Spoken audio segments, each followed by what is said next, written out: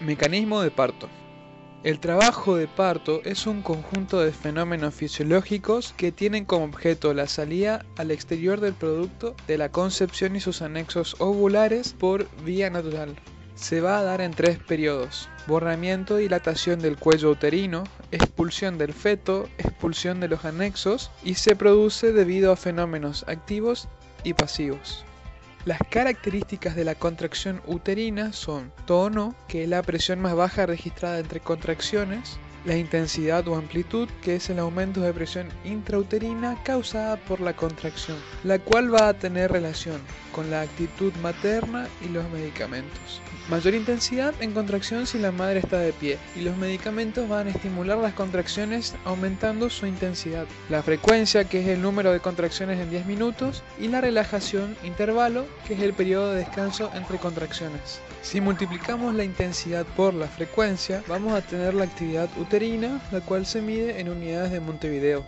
Las contracciones son de dos tipos. Las de tipo A son de baja intensidad, alta frecuencia, imperceptibles, y se da durante todo el embarazo hasta la semana 28 o 30. Las de tipo B son perceptibles a partir de la semana 30, van a tener mayor intensidad, menor frecuencia, van a ser perceptibles por la madre y por la palpación, y facilitan la dilatación del cuello uterino.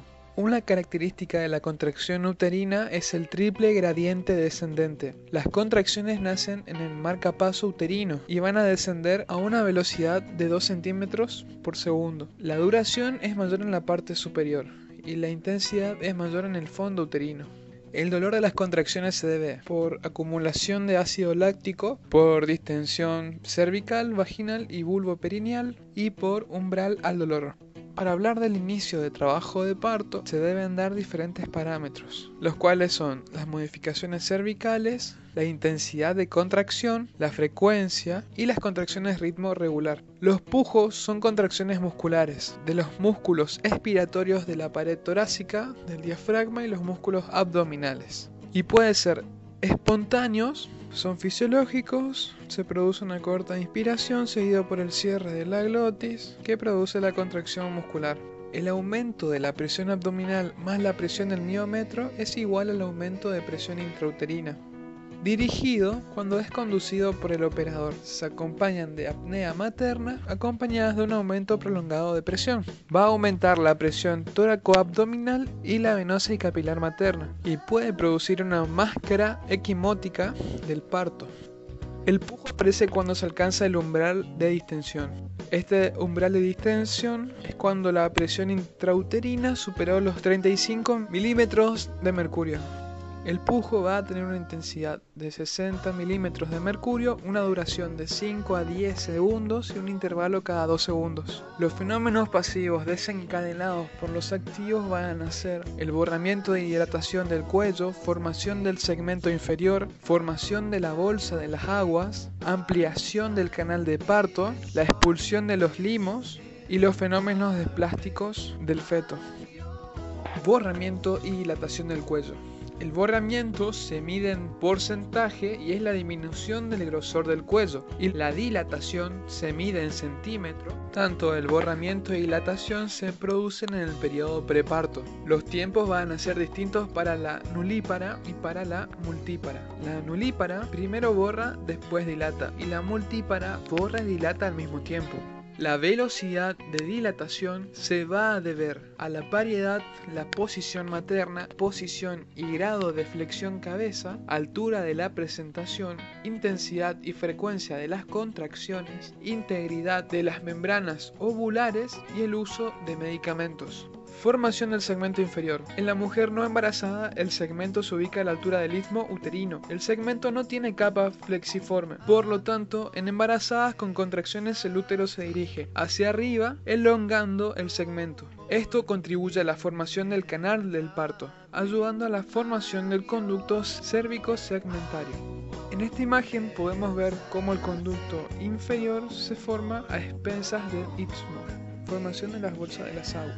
El aumento de la presión intrauterina sobre las membranas ovulares hace que la bolsa tienda a protruir por el canal cervical. Esta protrusión puede ser plana o convexa, que se da en la presentación cefálica o de vértice, o cilíndrica o en reloj de arena, en presentaciones que no ocluyen el estrecho superior. Funciones de bolsa de las aguas. Las funciones de las bolsas de las aguas van a ser proteger al útero del ascenso de bacterias, facilitar la dilatación cervical e impedir el modelado excesivo de la cabeza fetal. La clasificación va a ser rotura prematura de la membrana, se produce antes del comienzo del trabajo del parto y puede ser por inicio del trabajo de parto o causa patológica. Rotura precoz antes de la dilatación completa. La rotura tempestiva en una dilatación completa. La rotura tardía en el expulsivo. La rotura falsa solamente se va a romper el corión y esta ruptura de la bolsa puede ser espontánea o instrumental. Características del líquido amniótico. Si es de color verdoso de tono variable, indica meconio. Si es de color puré de arvejas, un verde espeso, significa en ausencia de presentación podálica, un verdadero sufrimiento fetal. Si el líquido amniótico es rojo o borra vino, va a ser un feto muerto de varios días. Si es de rojo puro, va a ser un desgarro de algún vaso umbilical. Olor fétido es corioamnionitis. Ampliación del canal blando del parto. La cabeza del bebé produce la dilatación de la parte blanda. Los fenómenos plásticos del feto se van a dar por modelaje o cabalgamiento de los huesos craneales. Puede producir infiltración sanguínea en la cabeza fetal, los cuales pueden producir tumor serosanguíneo, el cual va a ser fisiológico. La infiltración sanguínea se produce por debajo del tejido subcutáneo, no respeta suturas y desaparece en las siguientes 48 horas. El cefalohematoma es una infiltración entre el periósteo y los huesos. Va a aparecer durante las 24 a 48 horas posterior al nacimiento y va a respetar las suturas. El mecanismo de parto es un conjunto de movimientos pasivos que realiza el feto durante su progresión en el canal del parto. Se va a dar en 4 tiempos: acomodación al estrecho superior, encaje y descenso, acomodación al estrecho inferior y desprendimiento. La acomodación al estrecho superior se va a dar en 2 etapas. Primero, el bebé debe disminuir el diámetro mayor de la cabeza por medio de la flexión y deflexión de la misma. Luego de haber reducido el volumen, busca haber coincidido el diámetro mayor de la presentación con el diámetro mayor de la pelvis, que es el oblicuo izquierdo.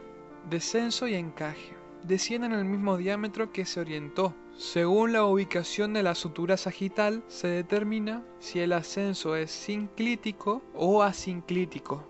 Cuando el diámetro biparietal pasó el segundo plano de Hodge, se produce el encaje.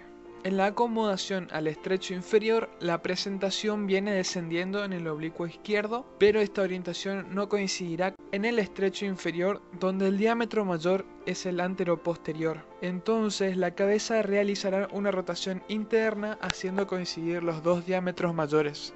El desprendimiento va a ser el tiempo en el que el diámetro mayor de la presentación franquea el estrecho inferior, es decir, el diámetro subsacropubiano. Luego del desprendimiento, una nueva rotación de la presentación restituye la orientación que presentaba en el encajamiento. Parto humanizado. En el 2004, el Congreso de la Nación sancionó la Ley 25.929 de parto humanizado, el cual dice que toda mujer en relación con el embarazo, trabajo de parto y posparto tiene derecho a ser informada sobre las distintas intervenciones médicas que puedan tener lugar durante esos procesos, de manera que pueda optar libremente cuando existieran diferentes alternativas. Ser tratada con respeto y de un modo individual y personalizado que le garantice la intimidad durante todo el proceso asistencial y tenga en consideración sus pautas culturales. Ser considerada en su situación respecto del proceso de nacimiento como una persona sana, de modo que se facilite su participación como protagonista de su propio parto. Parto natural, respetuoso de los tiempos biológicos y psicológicos, evitando prácticas invasivas y de suministro de medicación que no estén justificados por el estado de salud de la parturienta o de la persona por nacer.